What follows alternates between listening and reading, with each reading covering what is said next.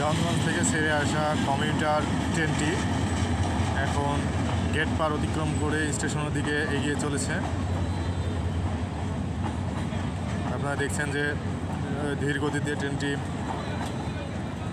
Gate পার নামক স্থানটি অতিক্রম করছে। আমি এখন আছি গেট পার ফ্লাইওভারের উপরে। এখান দিয়ে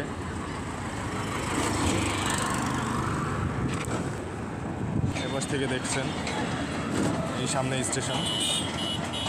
ট্রেনটি এখন এখানেই থামবে। এটা হলো দেওয়ানগঞ্জ থেকে ঢাকাগামী কমিউটার ট্রেন, যেটা এখানে এখন থামবে, এরপরে ঢাকার উদ্দেশ্যে ছেড়ে যাবে। ধন্যবাদ সবাইকে।